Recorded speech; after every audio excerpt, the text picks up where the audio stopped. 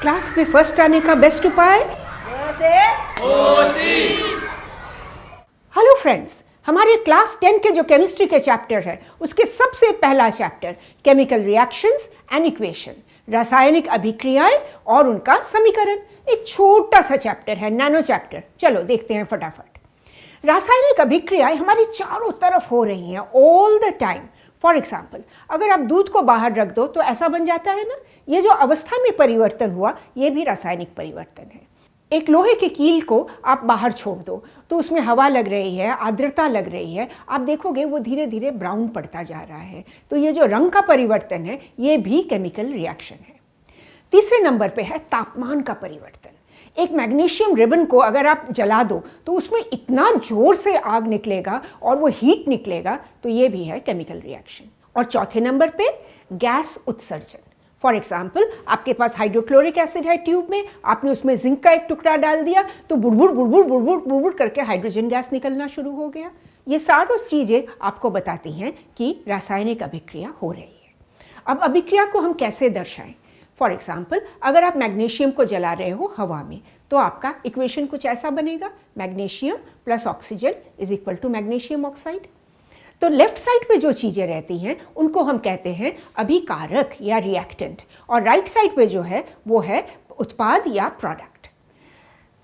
जब left side और right side में इक्वल नंबर के मॉलिक्यूल्स होते हैं हम कहते हैं बैलेंस्ड इक्वेशन। जब अलग होते हैं it is an unbalanced equation, और अनबैलेंस तो रखना ही नहीं है। आप पूछोगे क्यों? भगवान ने कहा है अनबैलेंस नहीं रखना है, ऐसा ही कुछ है क्योंकि आप पहले पढ़ चुके हो law of conservation of mass. याद आ रहा है आपको कुछ? द्रव्यमान संरक्षण के नियम। किसी भी रासायनिक अभिक्रिया में ना तो द्रव्यमान बनता है ना उसका विनाश होता है। इसका मतलब है लेफ्ट हैंड साइड में जितना द्रव्यमान है राइट हैंड साइड में उतना ही द्रव्यमान होना पड़ेगा। चलो इस इक्वेशन को देखते हैं। Zinc plus sulphuric acid is equal to zinc sulphate plus hydrogen. इसको हम इस तरीके से लिखेंगे। अब पूरा इतना बड़ा लिखने की जगह पे अगर हम सिंबल्स लिखें तो कुछ ऐसा लगेगा, ठीक है ना? अब इसको हमें बैलेंस करना है। इसके लिए हम एक टेबल बनाएंगे। देखो इसको, उस टेबल में हम सब तत्वों को लिखेंगे और उसमें कितने कितने एटम्स हैं वो भी लिखेंगे। तो आप देखो इसको, लेफ्ट साइड पे जितने हैं और राइट साइड पे जितने हैं बैलेंस हो गया ना, तो ये एक बैलेंस्ड इक्वेशन है। ये तो सिंपल था। पर अगर आप कुछ एक और इक्वेशन लेते हैं जो बैलेंस नहीं है, फॉर एग्जाम्पल आयरन को हम पानी में डाल देते हैं, iron plus water is equal to ferric oxide plus hydrogen. तो इसको अगर हमें बैलेंस करना हो तो कैसे करेंगे? टेबल में डालते हैं पहले, ये देखो। अब राइट साइड पे ज़्यादा है, लेफ्ट साइड पे कम है। लेफ्ट साइड पे हमें ज़रूरत है 3 आयरन के और ऑक्सीजन का 4 बना देते हैं, बिल्कुल इस तरीके से। सही है ना? तो बैलेंस हो गया। पर अब हाइड्रोजन ने गड़बड़ कर दिया, तो हाइड्रोजन को कैसे बैलेंस करें? तो अगले चरण में ऐसा करेंगे। अब इसको पूरा आप अगर टेबल में डाल लो तो देखो दोनों साइड पे इक्वल नंबर, हो गया बैलेंस्ड। इस तरीके से जब भी आप इक्वेशन लिखो याद रखना आपको लेफ्ट साइड और राइट साइड दोनों को बैलेंस करवाना बहुत ही इंपॉर्टेंट है। केमिकल रिएक्शंस कितने प्रकार के होते हैं? सुनने को तो एक केमिकल रिएक्शन, पर होते कई प्रकार के हैं। सबसे पहले संयोजक रिएक्शन और कॉम्बिनेशन रिएक्शंस। जैसे कि आपने मैग्नीशियम को जलाया आग में तो बना magnesium oxide. Magnesium plus oxygen is equal to magnesium oxide.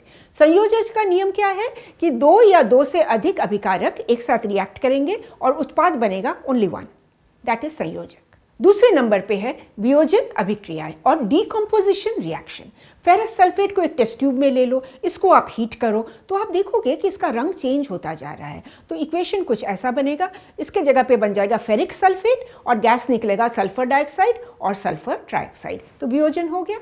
वियोजन का एक और एग्जाम्पल देखो। आप एक प्लेट में सिल्वर क्लोराइड पाउडर लो और इसको आप लाइट में रख दो। लाइट में आप देखोगे सिल्वर क्लोराइड जो सफ़ेद है वो धीरे धीरे ब्राउन पड़ता जा रहा है। लाइट में क्या होगा? जो सिल्वर और क्लोराइड दोनों अलग हो जाएंगे और जो सिल्वर है, प्योर सिल्वर है, वो थोड़ा ग्रेइश कलर का होता है। तीसरे नंबर पे है डिस्प्लेसमेंट रिएक्शन और विस्थापन अभिक्रिया। आपने टेस्ट ट्यूब में लिया कॉपर सल्फेट और उसमें आपने एक आयरन का कील डाल दिया। आयरन कॉपर को डिस्प्लेस कर देता है और बन जाता है टेस्ट ट्यूब में आयरन सल्फेट। और कॉपर का क्या होगा? वो आयरन के ऊपर डिपॉजिट हो जाता है। जब हम निकालेंगे नेल को आप देखोगे वो ब्राउन कलर का बन गया है। तो आयरन ने कॉपर को डिस्प्लेस कर दिया। बिल्कुल इसी तरह एक और रिएक्शन होता है जिसको हम कहते हैं डबल डिस्प्लेसमेंट या द्विविस्थापक अभिक्रिया। फॉर एग्जाम्पल आपके पास है सिल्वर नाइट्रेट जिसमें आप मिक्स कर रहे हो पोटेशियम क्लोराइड, तो बन जाएगा सिल्वर क्लोराइड और पोटेशियम नाइट्रेट। एक ने दूसरे को डिस्प्लेस कर दिया, तो दो थे, दोनों ने एक दूसरे को डिस्प्लेस कर लिया। तो ये थे 4 तरीके के अभिक्रियाएं।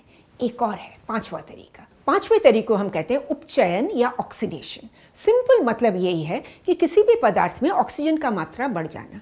आप कॉपर को ले लो, कॉपर को अगर आप खुले हवा में छोड़ दो तो आप देखोगे कि वो धीरे धीरे धीरे धीरे ब्राउन पड़ता जा रहा है, फिर ग्रीन पड़ जाएगा, फिर ब्लैक पड़ जाएगा। तो आर्द्रता, हवा में जो आर्द्रता है और ऑक्सीजन है, इसके रिएक्शन से क्यूप्रिक ऑक्साइड बनता जा रहा है जिसका कलर ऐसे होता है। और लास्ट नंबर पे होता है रिडक्शन या अपचयन। इसका मतलब ऑक्सीजन की मात्रा कम हो जाना।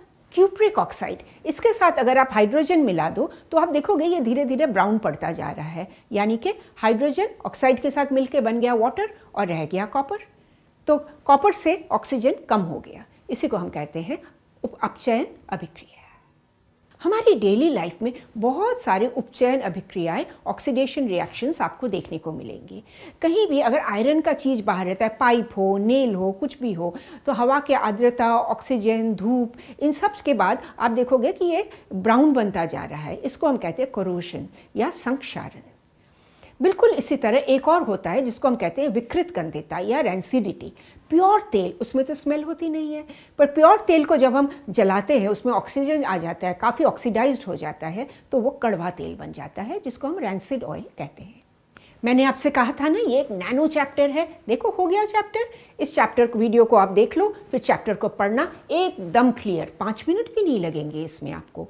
और अपने शब्दों में आंसर लिखना, बढ़िया से बढ़िया नंबर आएंगे, आई प्रॉमिस यू दैट। इस चैप्टर का पूरा राइटअप आपको यहाँ पे मिल जाएगा। और आप हमारे साथ ये सारे सोशल मीडिया पे जुड़े हो ना, क्योंकि हम इस पे रोज़ अच्छे अच्छे मोटिवेटिंग पोस्ट डालते हैं। आपको अच्छा लगा तो हमें तो बहुत ही अच्छा लगेगा। Thanks for watching.